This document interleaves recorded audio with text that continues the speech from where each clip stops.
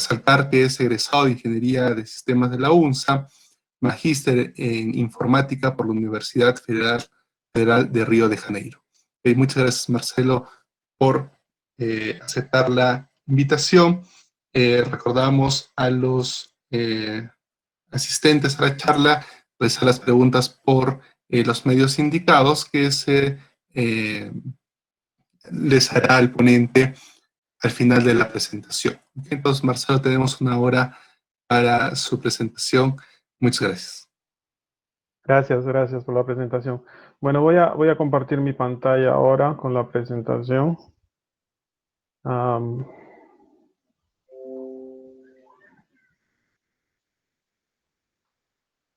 Creo que ya la deben estar viendo. Sí, la estamos viendo. Ok, bien. Sí, muchas gracias por la presentación. El tema de mi presentación hoy es ¿cómo podemos hacer para ingerir millares de mensajes por segundo provenientes de dispositivos IoT utilizando microservicios y herramientas cloud? También les dejo mi contacto en LinkedIn para quien quiera, no sé, entrar en contacto y después conversar y ver cómo podemos hacer grupos de discusión. También me estoy bastante interesado porque ahora mi foco es trabajar aquí en Europa, pero así como mencionaron, yo soy egresado de la UNS, entonces a mí me gustaría muchísimo también poder apoyar un poco dentro de lo que se pueda el desarrollo de software en el Perú, ¿no? A ver cómo podemos hacer para usar las mismas tecnologías que yo tengo acceso aquí, y porque el material humano lo tenemos, ¿no? O sea, yo creo que aquí tenemos muchos ponentes que están haciendo muy buen papel en el exterior, entonces me gustaría un poco de esa experiencia que yo tengo aquí técnica, pues a ver si podemos crear algo en el Perú también, ¿no? A ver si hay dudas y si se puede ayudar en algo, ¿no? Yo creo que esa es la intención de todos los que hemos salido también, siempre nos acordamos de dónde hemos venido y bueno, le soy muy grato a mi formación, a la UNSA y por todo lo que he conseguido, ¿no? Bueno, siguiendo con el tema, como les digo, les dejo mi LinkedIn y quien quiera conectarse, pues es bienvenido. Mi biografía, pues ya ustedes ya la saben, ya la escucharon, entonces voy a pasar este slide. Básicamente soy bachiller en Ingeniería de Sistemas en la UNSA y hice mi maestría en la Federal. Entonces voy a comenzar mi presentación con un ejemplo, un trabajo que me hicieron hacer en la UNSA, ¿no? Me hicieron hacer este ejercicio, creo que fue en estructura de datos, o no me acuerdo en cuál materia. Me hicieron hacer, creo que fue inclusive el licenciado Huertas en esa época. Bueno, en fin, me dejaron el siguiente problema. Me dijeron, mira, tienes un pescadito en una máquina, en un PC, y ese pescadito lo tienes que hacer vía red, tienes que conectar y tienes que hacerlo andar por tu pantalla, y ese pescadito va a salir en la otra pantalla de otro computador que está conectado a la misma red que tú, ¿no? Entonces, imagínate que tienes un pescadito en el monitor izquierdo del PC izquierdo, entonces su cabecita va saliendo del monitor y va entrando al otro monitor del otro PC, ¿no? Entonces, este ejemplo, pues, en la época fue muy difícil para mí, ¿no? O sea, entender bien cómo era el protocolo, cómo iniciar un servidor, cómo iniciar un cliente, comenzar a enviar los datos, cómo iba a enviar los datos, qué bytes iba a enviar o qué diablos iba a hacer y cómo iba a dibujar mi pescadito, ¿no? O sea, entonces comencé a pensar en 2, 3 formas de hacerlo y al final lo conseguí, tuve una buena nota, en fin, y lo conseguí, ¿no? Entonces, este ejemplo parece muy simple y parece, no sé, algo tan banal, tan simple. Bueno, pasé el curso, sufrí mucho, pero lo conseguí, ¿no? Y esto me enseñó muchísimo, me enseñó cómo abrir sockets, me enseñó cómo funciona por abajo el protocolo TCP, me enseñó a trabajar en red, y comenzó esta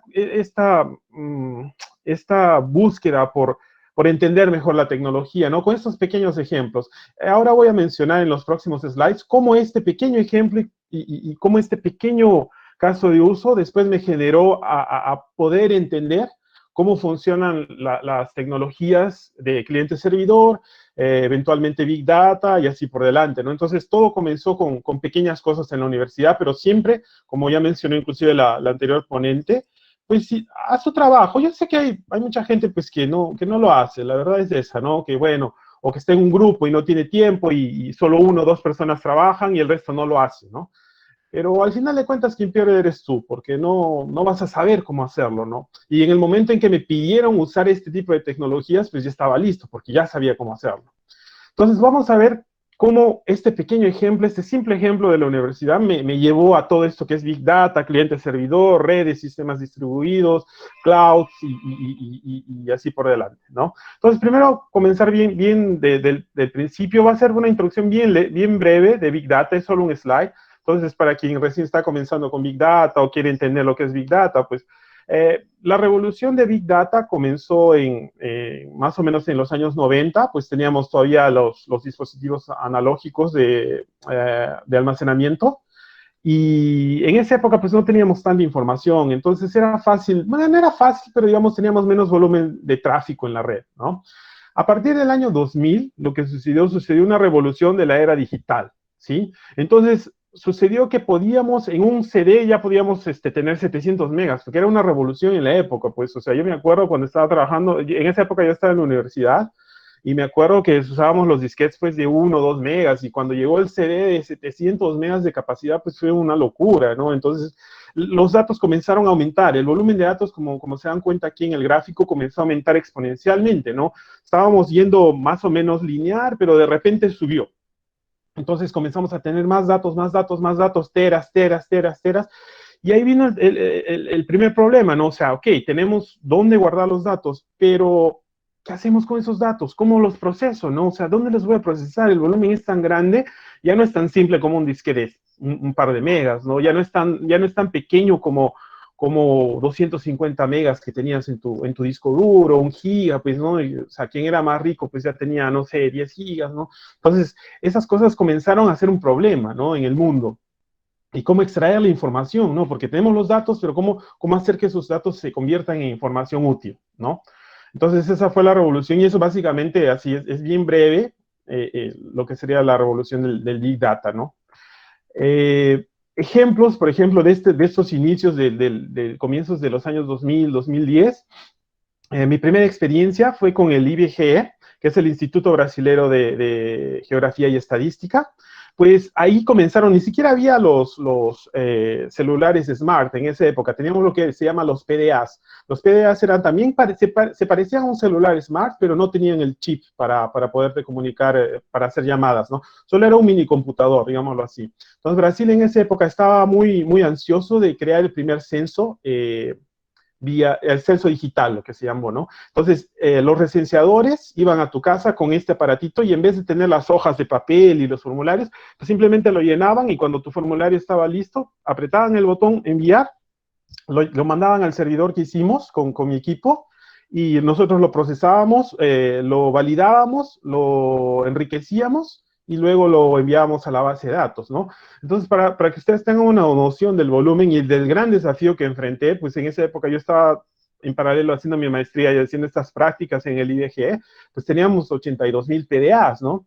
Y en el año 2010 ya teníamos 180,000 agentes yendo a todo Brasil haciendo el censo de 200 millones de personas. Y todo eso tenía que ser rápido, o sea, teníamos que ingerir los datos rápido, teníamos que recibir los datos, y bueno, esta locura, ¿no? Y el equipo era muy pequeño, o sea, creo que éramos 3 o 4 personas, ¿no? Entonces era poquísimo, era pequeño, poco tiempo, entonces, y teníamos que hacerlo. Entonces hicimos la parte de mobile, que en esa época le hicimos con una cosa parecida con el J2ME, ni siquiera había Android, para que se imaginen, o sea, ya estoy revelando mi edad, pero bueno, desde esas épocas de los dinosaurios no había Android, no había iOS, ¿no? No había Apple, no había nada de esas cosas. Teníamos pues nuestro Windows Mobile en esa época, y teníamos Java Mobile, ¿no? J2ME. Y bueno, ¿cómo comenzó esta tecnología? Pues cuando yo entré para hacer mis prácticas en el IBGE, pues el líder de mi equipo pues me dijo, mira, tú tienes experiencia con servidores TCP, y yo me acordé de mi pescadito, ¿no? De la UNSA. Dije, pucha, pues, bueno, lo básico, sí, amigo. O sea, no domino, pero algo he hecho. Sí, he comunicado, he abierto un servidor, he abierto mi cliente, y me dice, muy bien, porque no hemos encontrado a nadie que sepa. Entonces, o que más o menos tenga alguna experiencia. Bueno, mi experiencia es académica, pero lo he hecho, ¿no? He conseguido hacerlo. Y multithread. Me acordé de otro cursito también que hice en la UNSA, y bueno, de nuevo, ¿no? Yo sabía que había gente que, pues, multithread paralelismo, pues lo hizo medio bamba, ¿no? O sea, no lo hicieron y los proyectos no funcionaban y parecía que funcionaba, pero no. Pero había otra parte de la clase que sí lo había hecho. Entonces yo era de la mitad que sí lo habíamos hecho, ¿no? Entonces tenía la experiencia, a pesar de que era pequeña, pues comencé, ¿no? Bueno, me propusieron, ¿lo encaras? Y yo dije, bueno, lo encaramos y vamos, ¿no? Entonces comencé a crear el servidor, comencé a entender cómo funcionaba, comencé a aprender mejor sobre sockets, sobre TCP, sobre redes, y creamos el servidor y conseguimos ingerir los datos, ¿no? Entonces, eso fue una victoria bien grande para nosotros, para nuestro equipo que era muy pequeño, fue mucho estrés, fue mucho trabajo, pero en fin, lo conseguimos. Y en esa época era más, la arquitectura era cliente-servidor, ¿no? Pero la finalidad era la misma. Tenemos muchísimos datos y los necesitamos procesados y los necesitamos en la base de datos para poder extraer los reportes y extraer la información de esos datos, ¿no? Entonces, así comenzó un poquito mi experiencia con estas tecnologías. Y todo a partir de esos ejemplos que hice en la universidad, ¿no? O sea, realmente acordarme de redes, acordarme de qué es un protocolo TCP, acordarme de cómo se hace un cliente, cómo se hace un servidor, acordarme de cómo se hace multithread, pues todo eso me sirvió porque realmente hice los ejemplos, ¿no? Y conseguí hacer mis trabajos en la UNSA.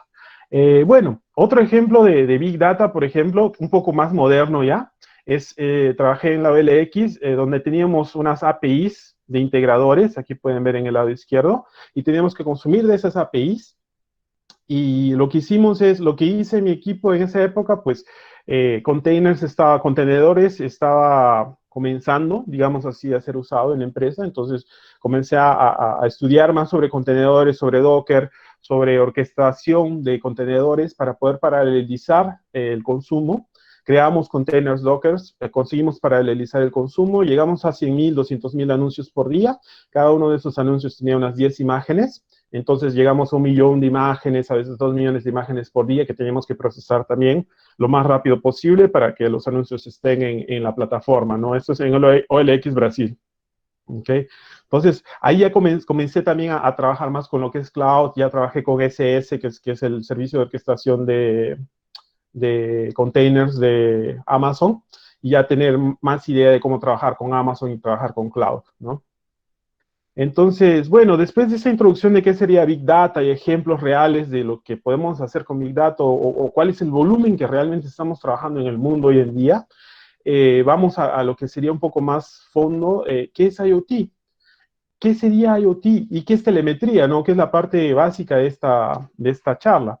Pues telemetría es la medición remoto, right? ¿Correcto? Metría, medición remota de magnitudes, ¿ok? Magnitudes físicas, por ejemplo, un termómetro, un sensor de presencia, una cámara, alguna magnitud, estoy midiendo algo, ¿sí?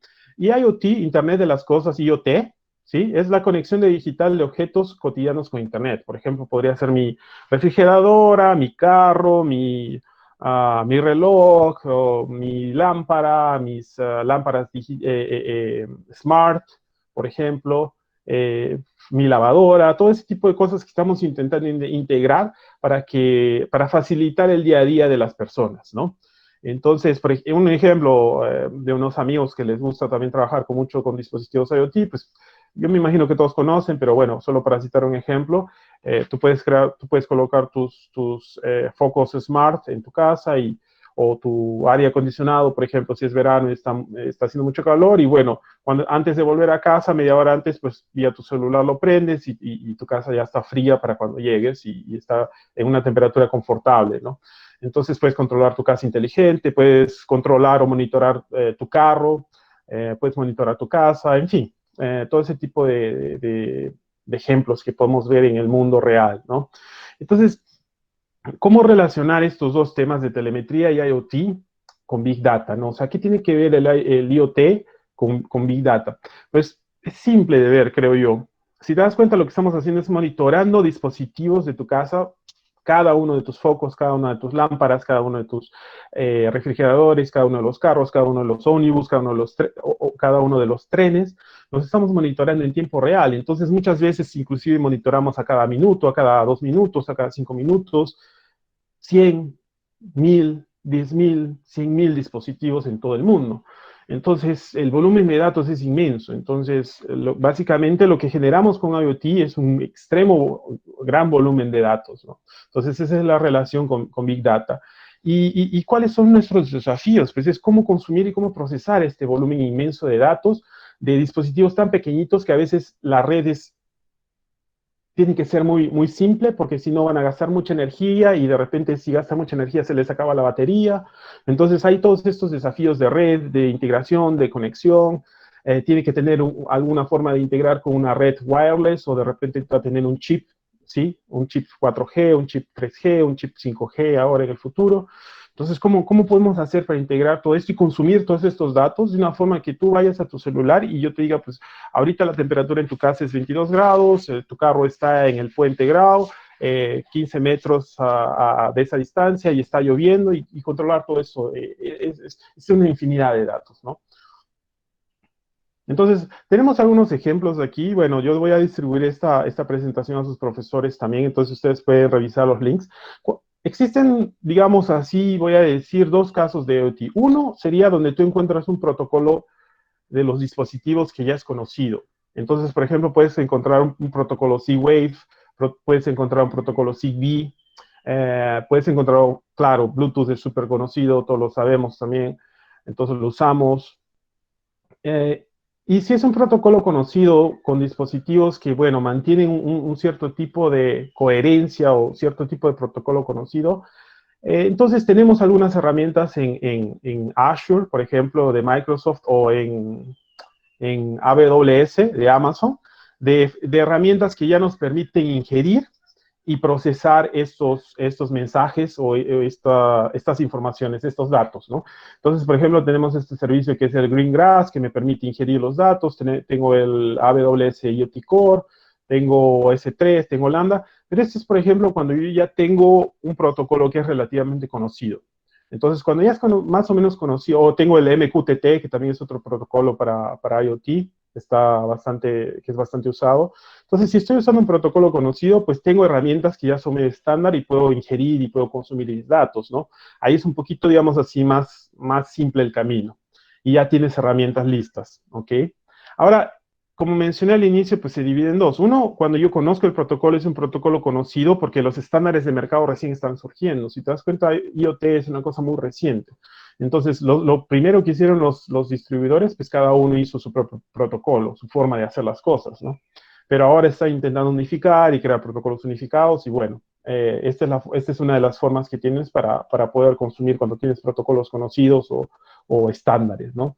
Pero, ¿qué pasa cuando no los tengo, no? Y eso sucede muchísimo. Aún tenemos muchos fabricantes que no quieren adherir a ningún protocolo estándar, que simplemente quieren hacer a su manera las cosas y quieren simplemente enviar los mensajes, ¿sí?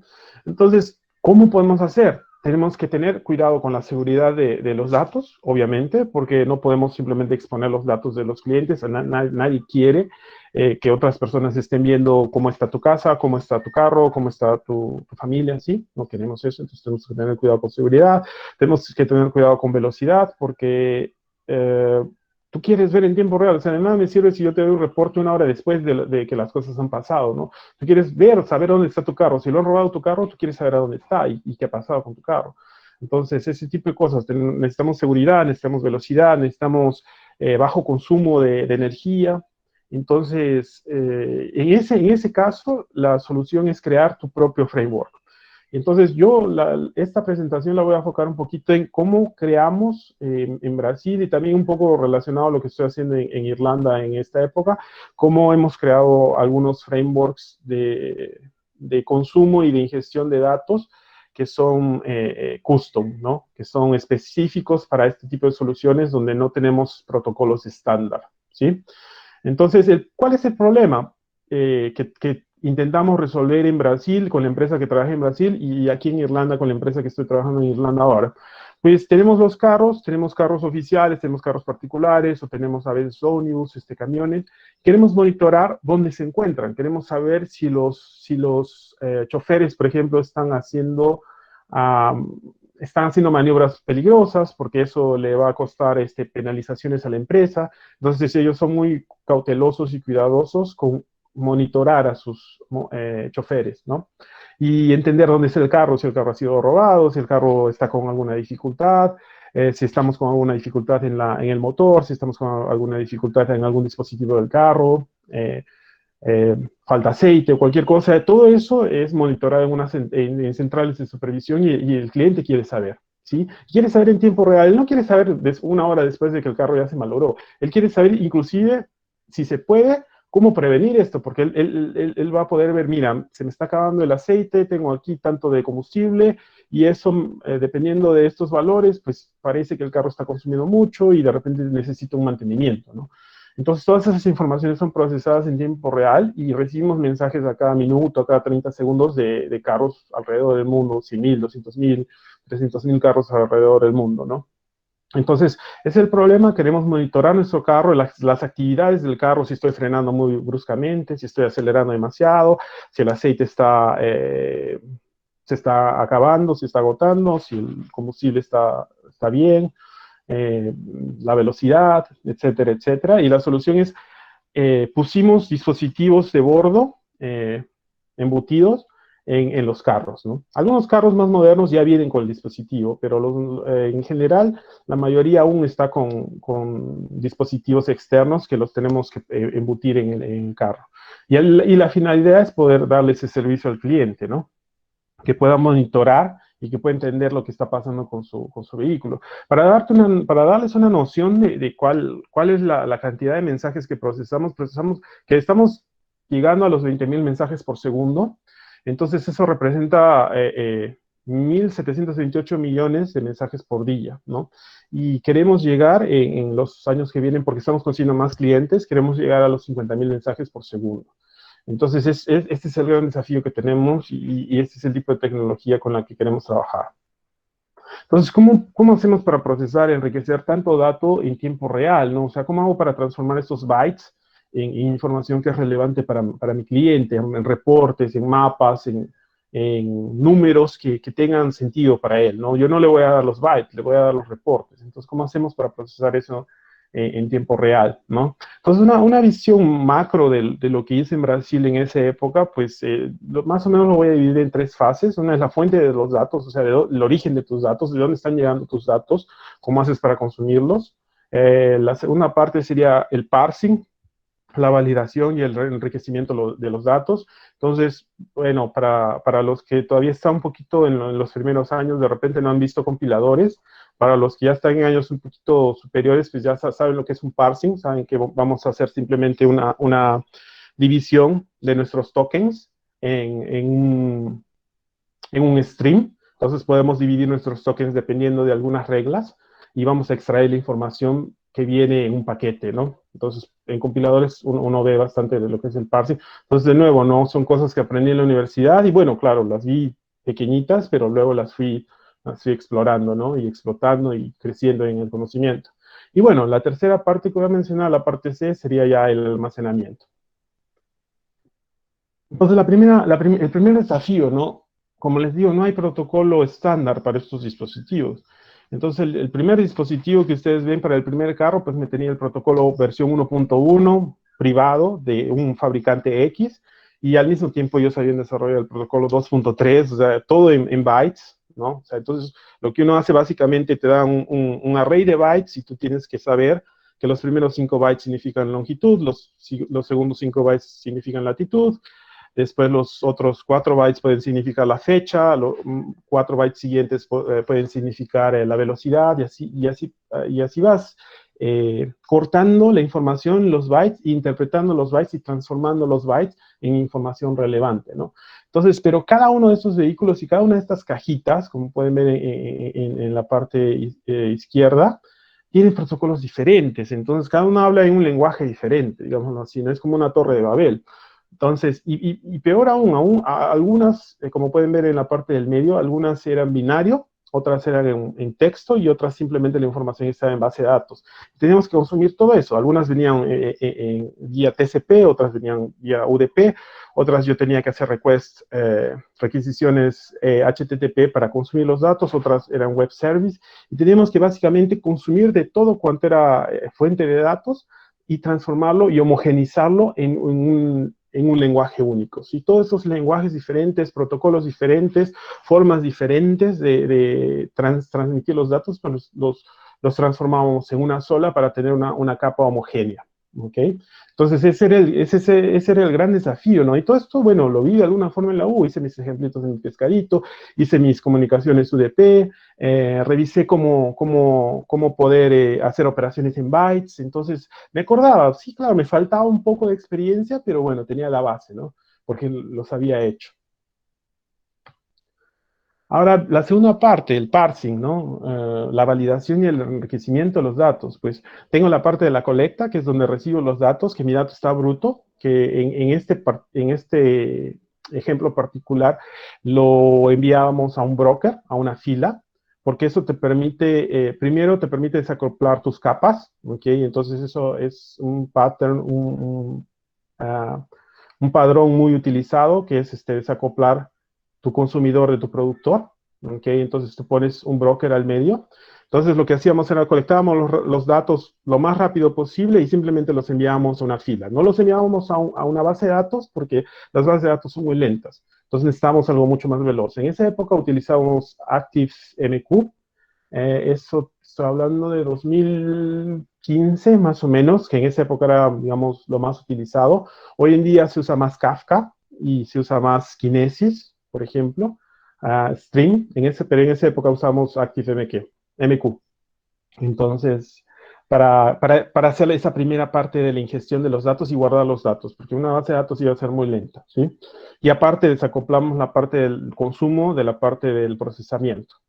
Luego, en la segunda parte ya de parsing y validación e interpretación, pues consumíamos esa fila en paralelo, creando entidades distribuidas y módulos separados para consumir en paralelo de esa fila, de esa cola, que sería el ActiveMQ, y podíamos entender o interpretar esos datos y transformarlos en ese lenguaje homogéneo que les comenté en la primera parte. Porque teníamos que transformar y teníamos que traducir todos esos millones de lenguajes en un único lenguaje para poder hacer un software homogéneo y que el usuario, porque al usuario no le importa de qué cajita está viniendo, al usuario no le importa si es byte, si es bit, si es string, si es una base de datos, no le interesa, lo que él quiere ver son sus reportes y dónde está su carro. Y una vez que teníamos el parsing, la validación, obviamente limpiábamos si había algún dato que no estaba bueno, porque a veces pasa que el dato puede venir corrupto, alguna medición no ha venido buena, pues lo limpiábamos. Por ejemplo, si tuviéramos una velocidad encima de 200 kilómetros por hora, sabemos que eso no existe en un carro, entonces, a no ser que sea una Ferrari, claro, pero en un carro normal pues, sería una velocidad muy alta, entonces ese tipo de informaciones que parecen no son muy buenas, pues también las removíamos. Y interpretar el dato, ¿no? ¿Qué significa eso? ¿Qué significa tener 300 kilómetros por hora o es metros por segundo o qué tipo, homogeneizar todo ese tipo de informaciones y mandarlo de nuevo a otra cola. Y de nuevo lo mandamos a ActiveMQ, pero ahora, como les digo, una tecnología que está más moderna, pues es Kafka, ¿ok? Entonces, con eso te permite, las colas te permiten desacoplar tus capas cuando estás trabajando en un sistema distribuido y te permiten trabajar en paralelo y te permiten también que tu consumidor no conozca a tu productor. Entonces puedes cambiarlos, ¿no? Por eso tenemos la imagen de los Legos aquí, porque son piezas intercambiables y te permiten crear nuevas piezas y ponerlas y colocarlas, inclusive a veces en tiempo de ejecución. Puedes cambiar una pieza y poner un nuevo parseador, un nuevo traductor y vas a entender un nuevo lenguaje. Entonces, el parseador tenía que ser dinámico porque algunos mensajes venían en serie, o sea, en serie significa el primer campo venía en los primeros 4 bytes, el segundo campo venía en los segundos 5 bytes, el tercer campo venía en los 3 bytes siguientes y así vamos, ¿no? Ahora, hay otro tipo de protocolos que venían, por ejemplo, en formato JSON o en formato XML, que ya no es secuencial, ¿sí? Que ya es más en estilo de hash table, que lo puedo transformar a un mapa o un hash table, por ejemplo. Que también son estructuras de datos que vi en la universidad, ¿no? O sea, la lista en comparación a los mapas, a los diccionarios o los hash tables, ¿no? Entonces, todo esto comenzó a tener sentido, ¿no? En mi cabeza, porque al principio uno se pregunta, o sea, ¿por qué diablos estoy estudiando todas estas cosas?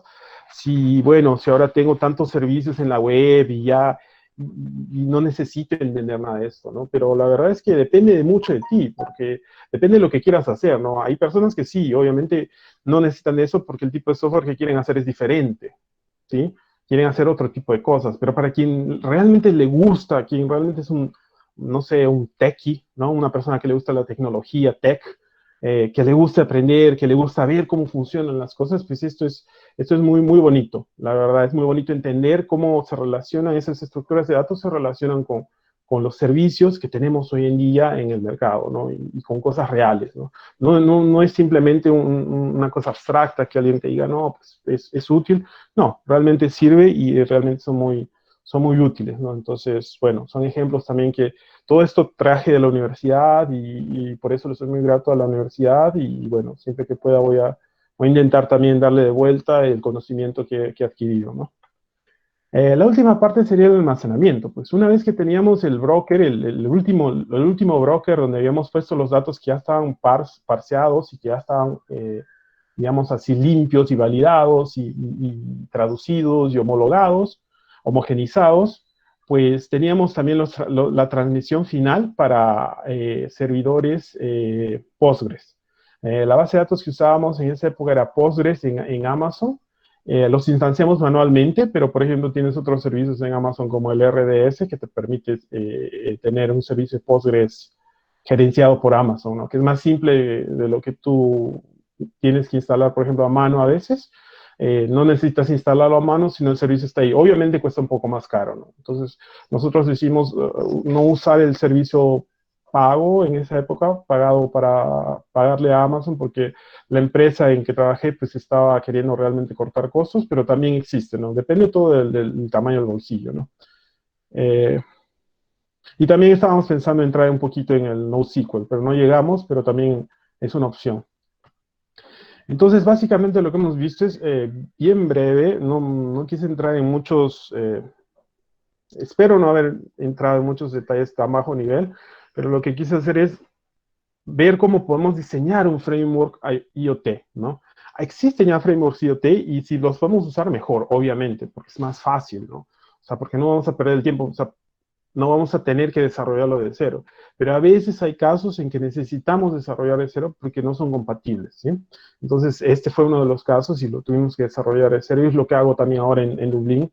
Es bien similar porque también trabajo monitorando carros y tenemos ese desafío, ¿no? Entonces, quería mostrar un poco cómo ese pequeño, todo comenzó con esos pequeños fundamentos de estructura de datos, redes, algoritmos, CPU, todo comenzó a partir de eso, ¿no? Y si, entiendo que hay gente que se va a dedicar más a ser product owner, ¿no? Director de producto, hay gente que se va a dedicar más a mobile, a Android, iOS, hay gente que se va a dedicar más a la parte de design, hay gente que se va a dedicar más al frontend, pero el mensaje aquí es, si te gusta multithread, si te gusta paralelismo, si te gusta cloud, si quieres ese desafío, pues hay muchísimo trabajo y en el mundo hay muchas empresas buscando ese tipo de profesional. Si te gusta escalar, te gustaría escalar millones de datos, procesar millones de datos alrededor del mundo, reusar tus componentes, pues hay muchísimo trabajo en el mundo y hay muchísimos desafíos para eso también, ¿no? Y todo eso viene a partir de las cosas que, bueno, que de a poquitos aprendí. Obviamente, no es desde cuando salí de la universidad, pues no estaba listo, pero al menos tenía la piedrita fundamental y que me permitió crecer, ¿no? Algunos ejemplos de tecnologías cloud para procesamiento de datos, ¿no? Tenemos el S2 clásico, que te permite escalar vía autoscaling groups. Tenemos los contenedores, los containers. Bueno, no sé si exactamente es la traducción en el español, pero contenedores o containers, ¿sí? Donde tienes el Docker, entonces puedes comenzar a revisar. Si tienes esa intención de entender un poco mejor cómo funciona el paralelismo y los sistemas distribuidos, este es una herramienta muy, muy buena. Los containers y la orquestación de containers con Amazon SS o Kubernetes. Azure debe tener también su orquestador. Tenemos también, la nueva tendencia también es serverless, o sea, que tú tengas menos y menos responsabilidad de gerenciar tu servidor y que tu proveedor cloud, por ejemplo, Amazon o Microsoft o IBM, gerencie tu paralelismo, gerencie tu infraestructura y tú simplemente pongas tu lógica de negocio, ¿no? Entonces, esa también es la nueva tendencia que es con serverless, voy a mover un poquito porque no se ve, con AWS Lambda, por ejemplo, que es Function as a Service, sería funciones como servicio. Entonces tú tienes que enfocarte un poquito más en tu lógica de negocio y no tanto en instanciar servidores, subir servidores. Si mi servidor está, voy a poder escalar o voy a necesitar un CPU más grande o no, pues no. Básicamente Amazon toma cuenta casi de todo para ti. Entonces es mucho más simple. Entonces también eso es algo que está muy en moda y lo estoy usando muchísimo ahora en mi último empleo. Estamos usando muchísimo Lambda. Microsoft debe tener lo mismo, Google Cloud también tiene lo mismo. Entonces, aquí te doy los ejemplos que yo conozco, pero bueno, con esto se puede buscar en Internet y pueden seguir viendo, dependiendo de su caso, del caso de uso que tengan, su necesidad, ¿no? Tecnologías de colas, filas y streams, que es para desacoplar tus capas de tu sistema distribuido. Tienes el Amazon SQS, tienes el Amazon Kinesis, tienes RabbitMQ y tienes el Apache Kafka. Bueno, hay más, pero digamos estos son los que yo más he tenido contacto y a partir de esto, si pones en Google, vas a encontrar más. Entonces, quería darles también, aunque sea un poquito de nombres de algunas tecnologías para quien esté interesado en conocer un poco más. De cache, de base de datos, de indexadores, pues tenemos Redis, tenemos DynamoDB en Amazon como base de datos, Redis es cache, Elasticsearch es indexador, tenemos Amazon RDS, que es nuestro gerenciador de bases de datos también, gerenciado por Amazon en cloud. Monitoración de sistemas distribuidos, tenemos CloudWatch, tenemos New Relic, tenemos Elasticsearch también que me permite monitorar mis logs y saber cómo está la salud de mis sistemas y de mis microservicios. Bueno, como tenemos 15 minutos todavía, voy a finalizar diciendo que aquí para la monitoración, también otro tema importante es los microservicios, ¿no? Es otra tendencia mundial cuando tu sistema es muy complejo, obviamente, porque también hay un debate que te dice, mira, si tu sistema no es tan complejo, pues no necesitas microservicios, porque microservicios te va a aumentar la complejidad muchísimo de tu sistema.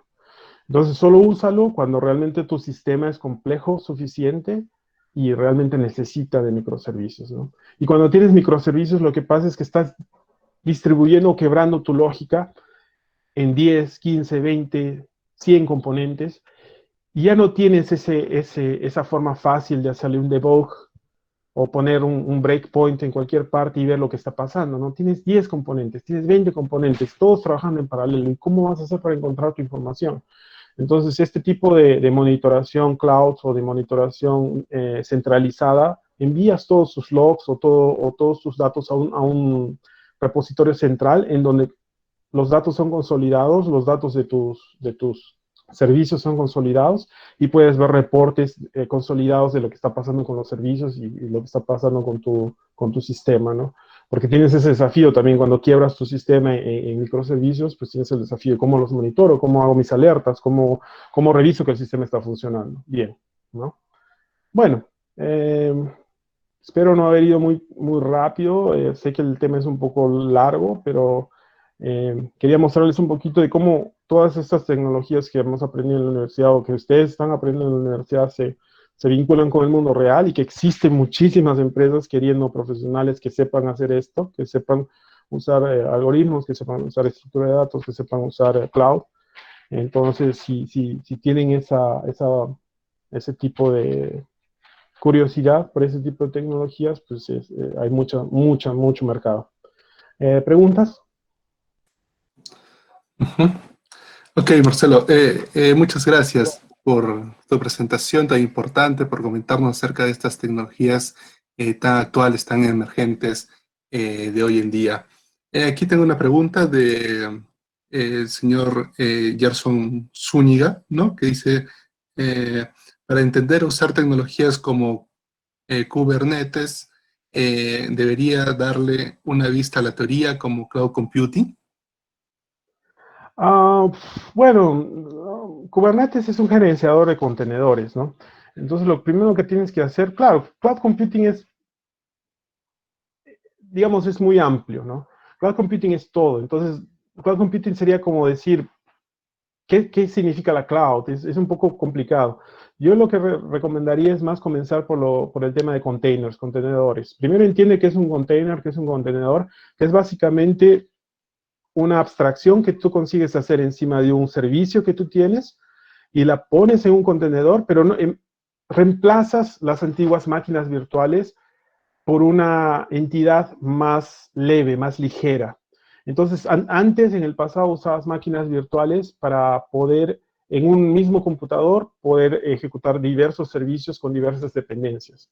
Ahora tienes los containers que son mucho más ligeros, mucho más livianos, y que te permiten aún así desacoplar como, digamos así, máquinas virtuales ligeras. No es exactamente una máquina virtual, pero digamos que una máquina virtual mucho más ligera que te permite que tu sistema operativo tenga más espacio para respirar. Entonces yo recomendaría que comiences por containers, comiences por Docker, y una vez que entiendas qué es containers y qué es Docker, ahí te vayas a Kubernetes, porque Kubernetes es básicamente un gerenciador encima de contenedores. Ok, gracias. Aquí tenemos otra pregunta de Jenny Huanca. ¿Recomiendas seguir estudios de posgrado para trabajar en Big Data? Mm, bueno, yo me imagino que debe haber, yo la verdad no lo seguí. Mi particular, mi maestría en particular fue inteligencia artificial con procesamiento de imágenes. Entonces yo en particular no conozco, pero sí creo que debe haber algún tipo de especialización en Big Data o en sistemas distribuidos. Bueno, la verdad que sí hay sistemas distribuidos y redes, por ejemplo, si te gusta ese tipo de desafío. Sí puedes seguirlo y te va a ayudar, pero yo, por ejemplo, no lo tengo y aún así he conseguido desarrollarlo porque comencé primero buscando prácticas en lugares que me permitieran tener contacto con personas que ya supieran alguito o que tuvieran proyectos que necesitaban aprender. Entonces, poniendo las manos a trabajar es donde yo aprendí mucho más. Claro que obviamente si encuentras una maestría de redes o sistemas distribuidos, yo creo que te va a dar un buen fundamento y una buena base. Te recomendaría que le des una ojeada a redes y sistemas distribuidos. Sí. Pero si no, mira, yo aprendí todo lo que he aprendido hasta ahora, lo aprendí estudiando y enfrentando, poniéndole la cara al problema, ¿no? Ok, gracias. Aquí otra pregunta relacionada de Ademir Villena. ¿Cuál sería el camino, ¿no?, que un estudiante tendría que seguir para llegar a ese punto, ¿no? Considero el punto de trabajar en empresas importantes, ¿no?, de Big Data, IoT, en términos de tecnología, bases de datos, lenguajes, etcétera. Ujú. Mira, los lenguajes que yo veo más que estamos utilizando ahora son eh, derivados del Java, de la máquina virtual de Java, entonces Java, Scala, Kotlin. También están utilizando Python. También yo uso, por ejemplo, C Sharp, C Sharp y usé también Java en el pasado también para Big Data. Entonces, yo creo que está por ahí. Ah, bueno, y hay Go. Go ahora también está muy utilizado. O bueno, está comenzando. Entonces, yo creo que por ahí tienes el lenguajes. Ahora, de Cloud, lo que puedes hacer es revisar luego mi presentación y revisar cada uno de los nombres que di de tecnologías cloud y comenzar a entender qué cosa es cada una, y ahí vas a poder tener también una idea de lo que necesitas hacer. Ahora, ¿cómo es el camino? Bueno, vamos a tener una presentación también con otros compañeros de mi trabajo. Yo he llamado a dos compañeros de mi trabajo allá en Irlanda que son mexicanos y que también tienen diferentes experiencias, y queremos el viernes dar una pequeña noción de más o menos cómo fue nuestro camino para llegar, ¿no? Entonces vamos a tener algo así el viernes, en una presentación que tenemos el viernes también. Para darte un adelanto, pues bueno, lo primero que hice fue intentar seguir estudiando, entonces busqué una maestría, pero en paralelo también busqué algún tipo de empresa que me permitiese unas prácticas en aquellos problemas, ¿no?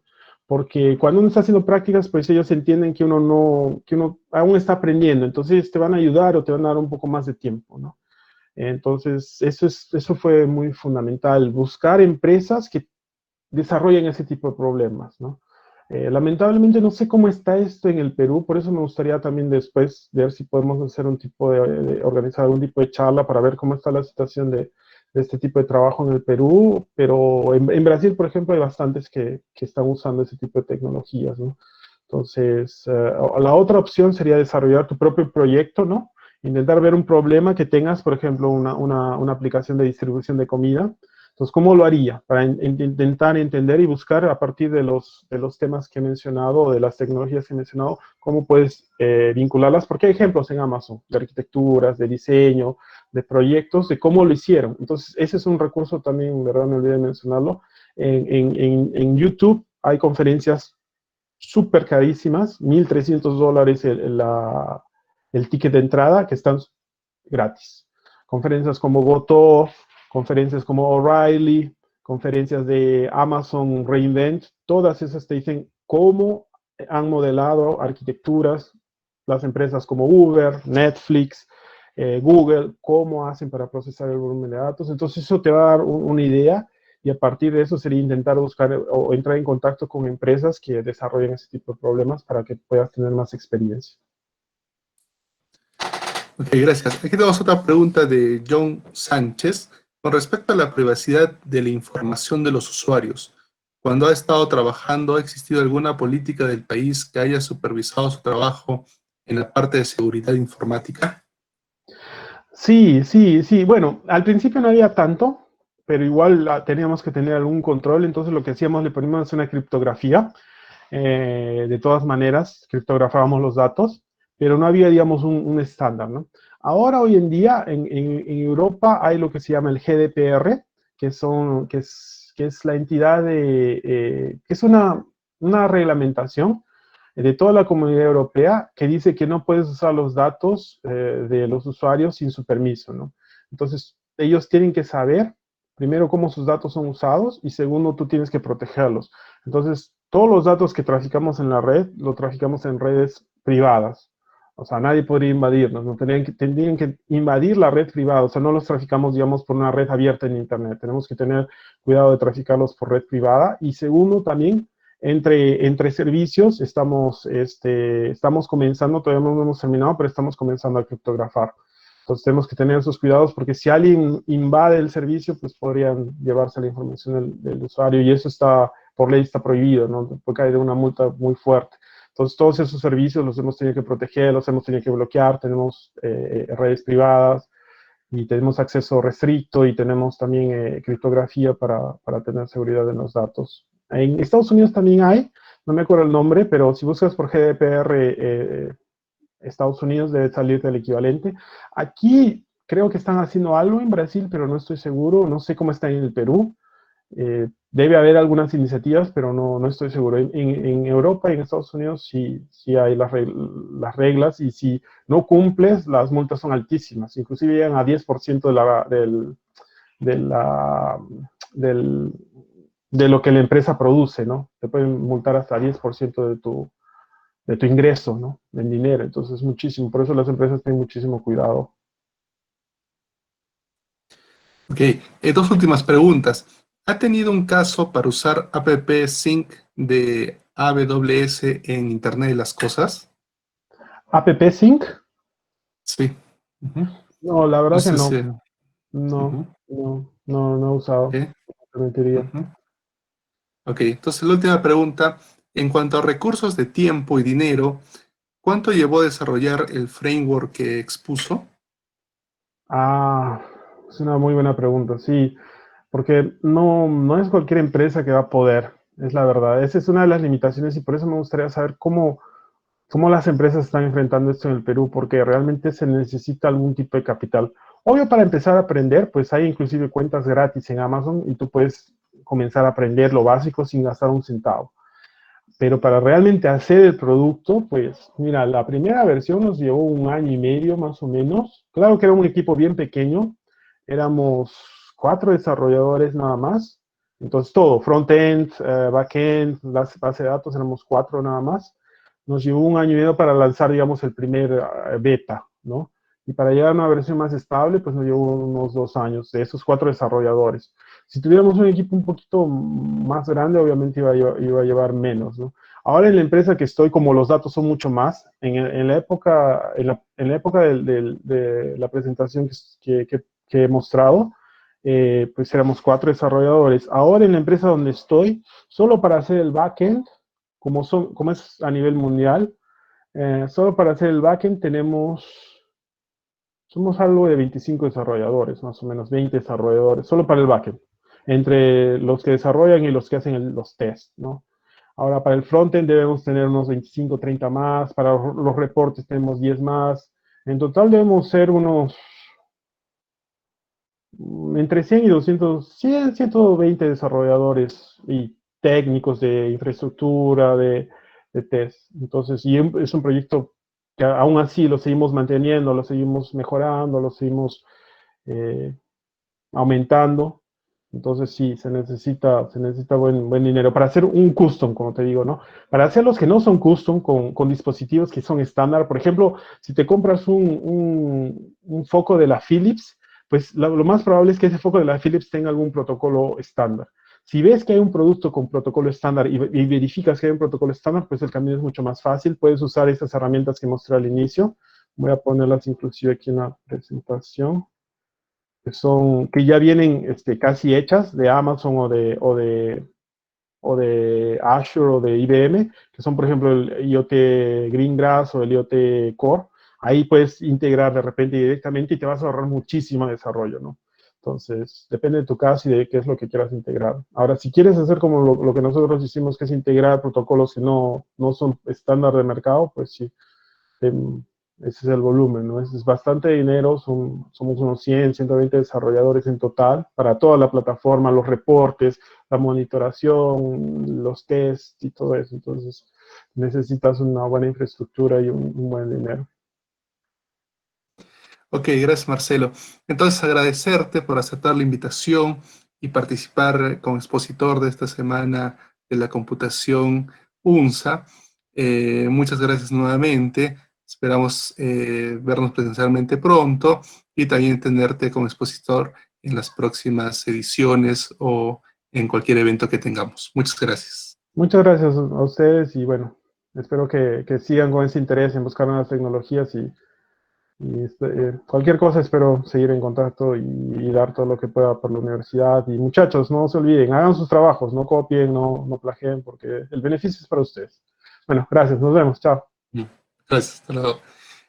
Ahora doy la palabra al profesor Edgar Sarmiento, que les tiene algunas consideraciones e informaciones importantes, ¿no? Para la Semana de la Computación. Gracias.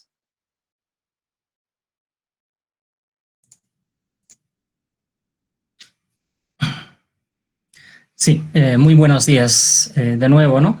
Creo que se han conectado más personas.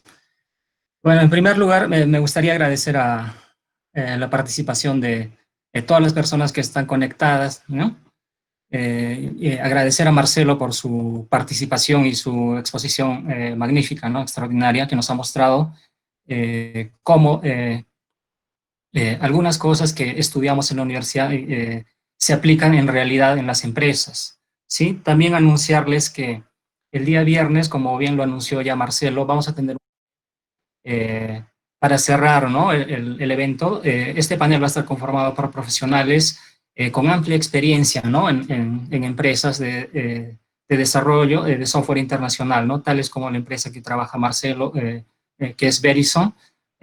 Vamos a tener participantes también de Google y tal vez algunos otros, 2 participantes más de Amazon y de Twitter. ¿Qué más? Bueno, comentarles, ¿no? Que ya les he agradecido la participación, ¿no? A todos los participantes, no tanto Luciano, Lisette, Marcelo. ¿Qué más puedo decirles? Que para ser el primer día del evento, creo que nos ha ido muy bien. Hemos tenido 3 salas de Meet, ¿no? Y en esta sala ha estado todo el tiempo lleno. Tenemos otras 2 salas en paralelo que también están casi llenas. Por Facebook también hay mucha gente que nos está acompañando, entonces gracias por el apoyo y por participar y recordarles que más tarde tenemos el encuentro, ¿no?, de egresados, ¿no?, de la Escuela Profesional de Ciencia de la Computación de la UNSA, y les estoy pasando por el chat el link, ¿no?, si alguien que no es de la UNSA quiere participar también. Y al resto, ¿no?, a quienes no tengan tiempo, no dispongan de tiempo para participar más tarde, entonces los invitamos a nuestra segunda jornada, que será mañana, y tenemos mañana, comenzamos a las 8 de la mañana ya con las ponencias que siguen. Muchas gracias.